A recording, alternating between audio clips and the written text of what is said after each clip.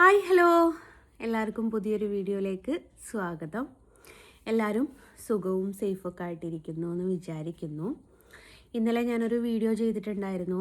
അതിൽ വ്യക്തമായിട്ട് ഞാൻ പറഞ്ഞിട്ടുണ്ടായിരുന്നു, ഇനി മുതൽ ഡെയിലി ഒരു 4 വീഡിയോ എങ്കിലും നിങ്ങൾക്ക് പ്രതീക്ഷിക്കാം.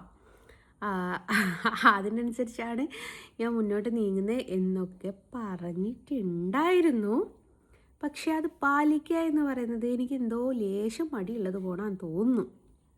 എന്തോ എനിക്കറിയില്ല കേട്ടോ. അപ്പോൾ അതെനിക്ക് പാലിക്കാൻ പറ്റിയിട്ടില്ല. കാര്യം ഇന്ന് ഞാൻ രാവിലെ വീട്ടിൽ നിന്ന് പോയിട്ട് 8:45 വീട്ടിൽ തിരിച്ചെത്താൻ വേണ്ടിയിട്ട്. ജസ്റ്റ് കോഴിക്കോട് ഒരു ആവശ്യത്തിന് വേണ്ടിയിട്ട് പോയതാണ്. പക്ഷേ അറിയാമല്ലോ, കലാശക്കൊട്ട് ഇന്നായിരുന്നു ലാസ്റ്റ്. അവർ കൊട്ടി റോഡും ബ്ലോക്കായി, നാട്ടുകാരും സ്വീപ്പായി, വാഹനങ്ങളും ബുദ്ധിമുട്ടായി. ഞാൻ ചിന്തിച്ചൊരു കാര്യം എന്താ വെച്ചാൽ, ഞാൻ കോഴിക്കോട് നിന്ന് തിരിച്ച് താമരശ്ശേരിയിലേക്കാണ് പോയത്. അപ്പോൾ KSRTC ബസ്സിലാണ്, അതും കൽപ്പറ്റ ബസ്സിലാണ് ഞാൻ കയറിയത്.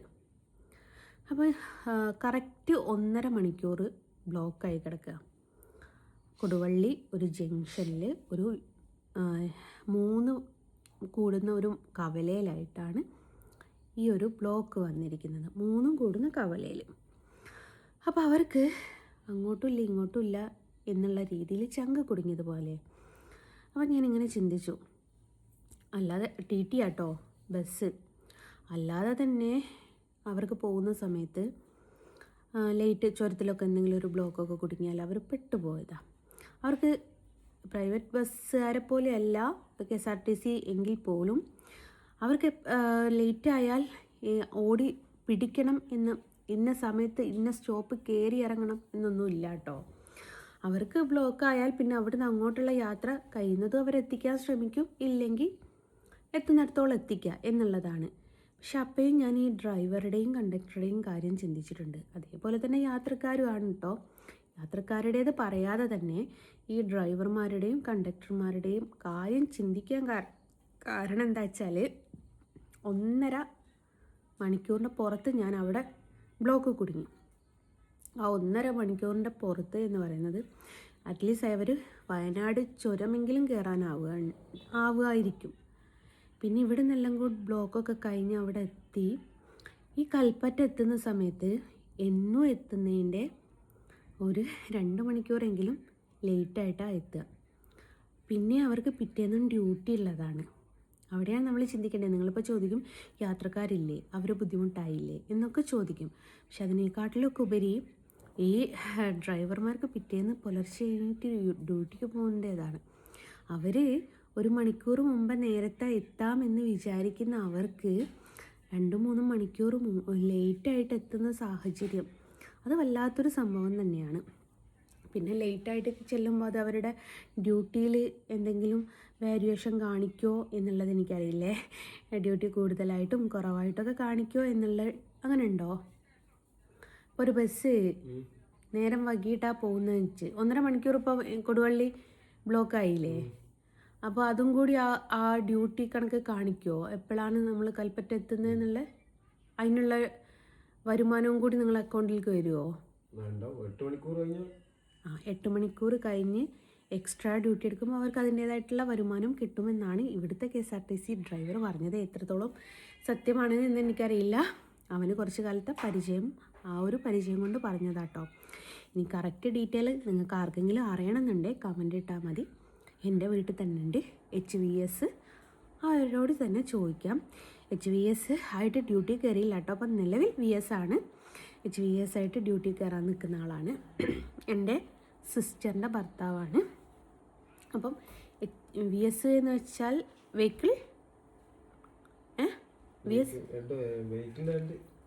വെഹിക്കിളിൻ്റെ ഹെഡ്, അതാണ് VS. അപ്പോൾ അങ്ങനെയാണ്. അപ്പോൾ എന്നിട്ട് ആ ബ്ലോക്കെല്ലാം കൂടി കഴിഞ്ഞിട്ട് ഞാൻ നേരെ എത്തിപ്പെട്ടത് താമരശ്ശേരി സ്റ്റാൻഡിലാണ്, പുതിയ സ്റ്റാൻഡിൽ. അവിടെ എത്തി നോക്കുമ്പോൾ ഒറ്റ ബസ്സും ഇല്ല എന്ന് വെച്ചാൽ ഒറ്റ ബസ്സും ഇല്ല. അവിടെ 1/2 മണിക്കൂർ 3/4 മണിക്കൂറോളം നിന്നപ്പോൾ ആണ് ഒരു ബസ് വരുന്നത്. ആ ബസ്സും കിട്ടി എല്ലാം കൂടി ആ ബസ് നടന്ന ബസ്സാട്ടോ. ഓടുകയാണെങ്കിൽ എന്തോ ആവട്ടെ, ഞാൻ ബസ്സിൽ നിന്ന് ഇറങ്ങി നടന്നിട്ടുണ്ടെങ്കിൽ അതിൻ്റെ 10 മിനിറ്റ് മുമ്പെങ്കിലും ഞാൻ എത്തുമായിരുന്നു. അങ്ങനെ ആ ബസ്സും കഴിഞ്ഞ് ഞാൻ വീട്ടിൽ ഇവിടെ സ്റ്റോപ്പിൽ വന്നിറങ്ങുന്നത് 8:45-നാണ്. പിന്നെ ഒരു 10 മിനിറ്റ് വീട്ടിലോട്ട് നടക്കാൻ, കാരണം വണ്ടി എൻ്റെ അടുത്ത് ഇല്ലയായി. വണ്ടിക്ക് ചെറിയൊരു കംപ്ലൈൻ്റ് ആയിട്ട് വർക്ക്ഷോപ്പിലാണ്. കംപ്ലൈൻറ്റ് ഞാനിവിടെ നിങ്ങളോട് പറഞ്ഞിട്ടുണ്ട് എന്നാണ് എൻ്റെ ഒരു ഓർമ്മ. ഇനി അറിയാത്തവരുണ്ടെങ്കിൽ പറഞ്ഞു തരാം.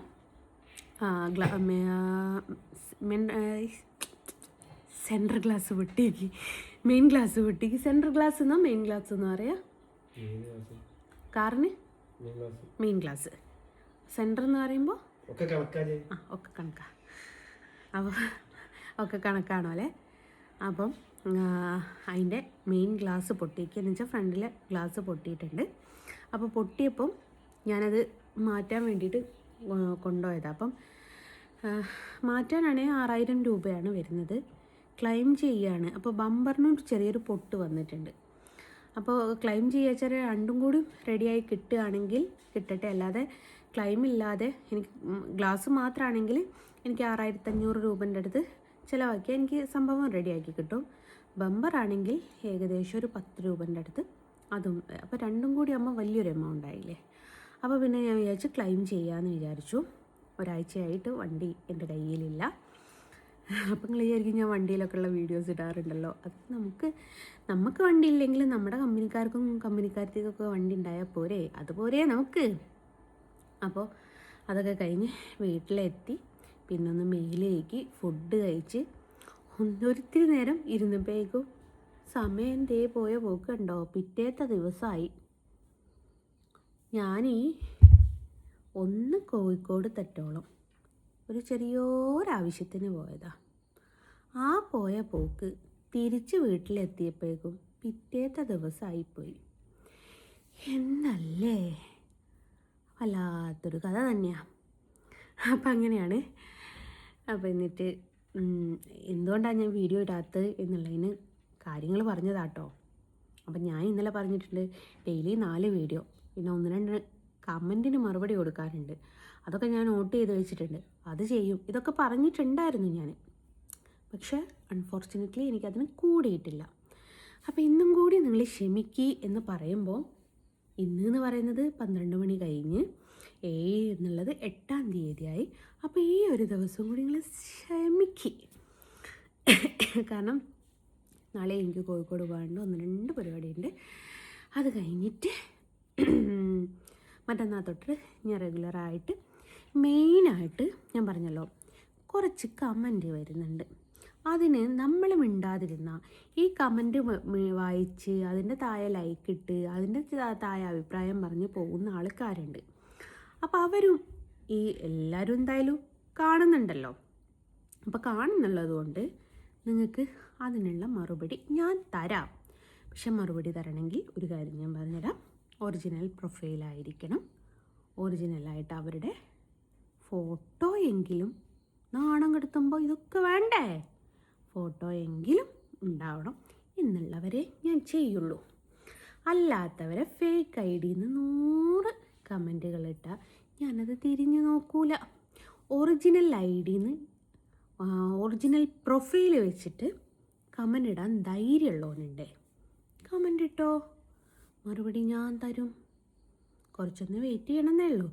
സമയം കിട്ടുന്നതിനനുസരിച്ച് ഡെയിലി ഒരു വീഡിയോൻ്റെ കമൻറ്റിന് മറുപടിയായിട്ട് ഞാൻ വരും. അത് ഫേസ്ബുക്കിൻ്റെതാവാം യൂട്യൂബിൻ്റേതാവാം, രണ്ടും കൂടി മിക്സ് ചെയ്തിട്ട് ഒരു വീഡിയോക്ക് വരുന്ന 4 കമൻറ്റിൻ്റെ മറുപടി ഞാൻ തരും.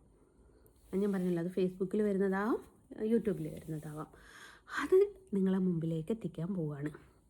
അപ്പോൾ വെയിറ്റ് മാടൂ, എൻ്റെ തിരക്കും കാര്യങ്ങളൊക്കെ കഴിഞ്ഞോട്ടെ. ഇവരിങ്ങനെ തെറി വിളിച്ച് പോട്ട്, നമ്മളൊരു വീഡിയോ ഇട്ടിട്ട് അതിൻ്റെ താഴെ തെറി വിളിച്ച് പോയിട്ട് ഒരു കാര്യമില്ല. എനിക്ക് പറയാനുള്ളതും കൂടി നിങ്ങൾ കേൾക്കണം.